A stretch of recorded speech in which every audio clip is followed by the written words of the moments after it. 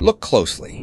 A man stands in the middle of a San Francisco street, calm, his back to us, watching a wall of smoke climb the sky at the end of the block.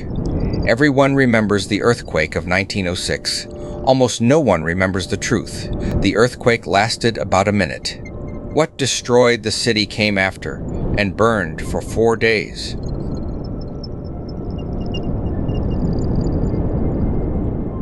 It came at 12 minutes past 5 in the morning on the 18th of April. For up to a minute, the ground heaved. Streetcar rails buckled like ribbon. Cobblestones tore loose, and whole rows of houses lurched off their foundations.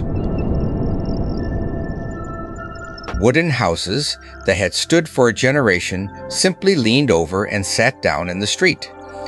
The writer Jack London, who came to see it, said the city's factories and hotels and homes were gone, and that all the shrewd contrivances of man had been thrown down.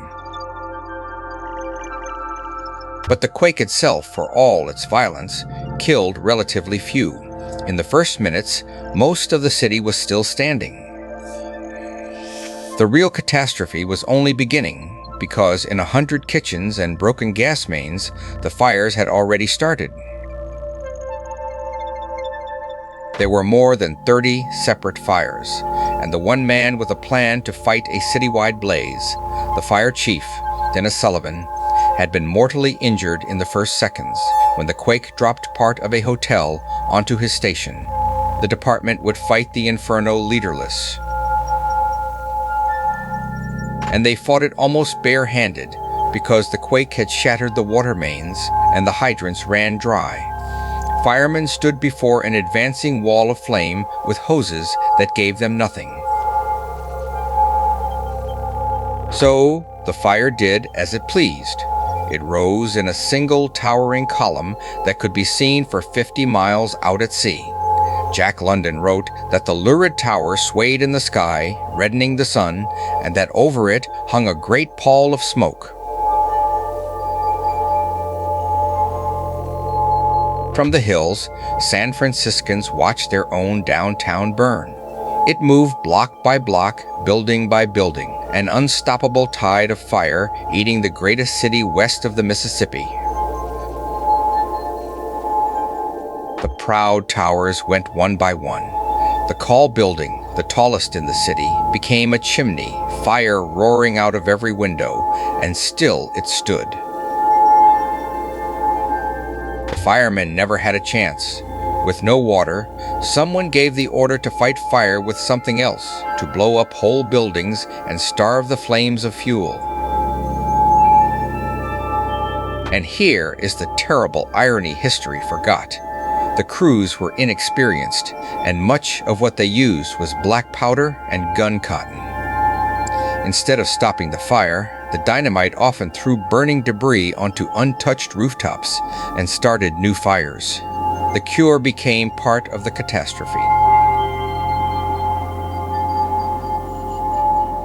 By the afternoon of the first day, a wall of smoke a mile high was rolling over the rooftops toward the untouched neighborhoods. There was nothing to do but get out of its way. And so began the exodus. 250,000 people, more than half the city, took to the streets, dragging trunks and pushing carts, as soldiers with fixed bayonets moved them along ahead of the flames. They hauled what they could to any patch of open ground, set it down, and turned to watch.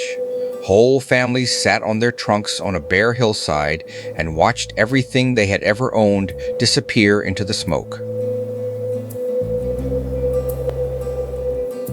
There was a strange, terrible calm to it.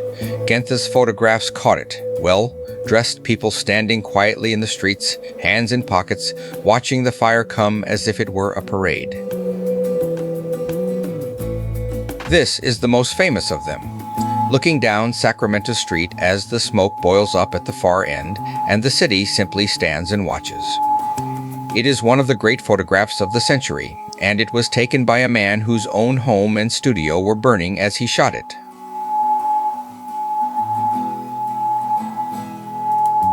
The soldiers had orders that shocked Even in that chaos, the mayor had printed a proclamation authorizing troops and police to kill any and all persons caught looting. The city was never, in fact, legally under martial law, but men were shot in the streets all the same, some of them almost certainly innocent. And Chinatown, the crowded heart of Chinese America, burned to nothing. Its dead were, for the most part, never even counted. Some of the city's leaders saw opportunity in the ashes and tried to push the Chinese community out to the edge of the city and seize the valuable land. For 3 days and nights, the fire burned until it had consumed nearly 5 square miles, some 490 city blocks, 28,000 buildings. Then, at last, the wind turned and the rain came, and it died where it stood. When the smoke finally cleared, this is what was left. From a drifting airship, a camera looked down on a dead city, mile after mile of roofless walls and empty streets, all the way to the bright, untouched water. It was one of the worst urban disasters in American history, and here is the part the city spent nearly 100 years hiding. The official death toll was set at around 375. It was a lie, a deliberate one. City and business leaders feared the true number would scare away the investment they needed to rebuild, so they buried it. Chinatown's dead were left out entirely. Historians now put the real toll at 3,000 or more.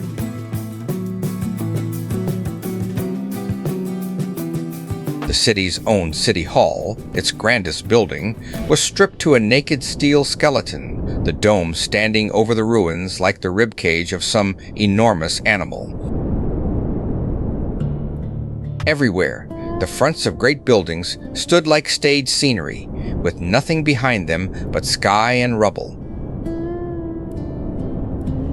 The Grand Opera House, where Enrico Caruso, the most famous singer in the world, had performed only the night before, was gutted. Caruso fled the city in terror and swore he would never return. He never did. The churches burned with the rest. Old St. Mary's stood roofless and hollow, its tower staring out over a neighborhood that no longer existed. On Nob Hill, the great hotels the millionaires had built to look down on the city looked down now on nothing. The brand new Fairmont, days from its grand opening, stood gutted above a sea of ash. And yet, even here, people simply began to walk back into it. Down streets still smoking, past the skeletons of the buildings they had worked in, they came to see what was left, and to begin, somehow, again. They had watched, from these same hills, the greatest city in the West burned for 3 days. 2 women stand at the crest and look at the towering smoke where their downtown used to be. There was nothing to do now but rebuild or leave. In the vast field of ruins, life stubbornly went on. An ox team hauled a wagon across a plain of broken brick, past the scarred tower of a church, as if the modern age had been rolled back 1,000 years in a single week. And almost before the bricks were cool, the clearing began. Cranes and crews swarmed the corners where the great avenues had met, hauling away the wreckage of a city to make room for the next one. But first, the living had to be fed and housed. And here, the story becomes, strangely, one of the most human ever photographed, because the same broken chimneys that had started the fires were now forbidden, so the whole city was ordered to cook outdoors. It became the signature image of the disaster. Well-dressed people kneeling over little brick stoves built in the gutter, cooking breakfast in the open street beneath the gutted towers. A proud city reduced to camping on its own pavement. More than 200,000 were homeless. The army raised over 20 camps in the parks and squares, endless rows of white tents in Golden Gate Park, on the Presidio, in every open space the city had. Families who, a week before, had owned houses, now owned a tent, a cot, and a place in the bread line.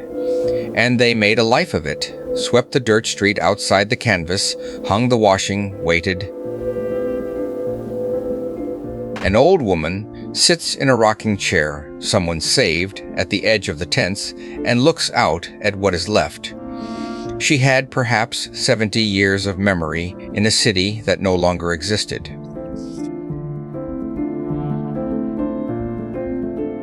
And yet the ordinary machinery of life crept back with astonishing speed. Within days there was a post office again, a tent, a plank counter, a line of people sending word to the world that they were alive. Chinatown's people refused to be moved. Backed by the land's private owners and the Chinese government, they won the right to rebuild where they had always been, and rebuilt it grander than before. The mechanics' monument still stood at Market and Bush, a bronze crew of workmen straining at a great machine, untouched amid the rubble. The city took it as a sign. It would build again. And build it did, faster than anyone believed possible. Within 3 years, whole avenues had risen from the ash. Within 9, the city was whole again. They saved one fragment of the old world, the marble entrance of a Nob Hill mansion, the only piece of the house to survive, was carried to Golden Gate Park and set beside a quiet lake. They called it the Portals of the Past. On the city's seal, there had always been a phoenix rising from flame. In 1906, the old symbol came true. 3,000 people or more died in a single week, a number their own city denied them for a century. But the man in the street lived. The city he was watching burn was rebuilt around him, bigger and bolder than before. These were the people who stood calm in the road while their world ended, and then quietly built a new one. They were here.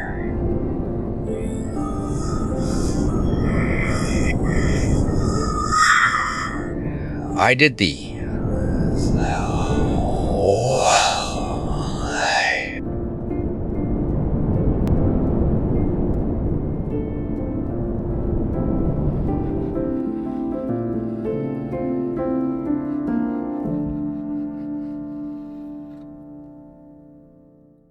If their story stayed with you, subscribe to Lost and Found Archives and help keep them from being forgotten. New faces from before living memory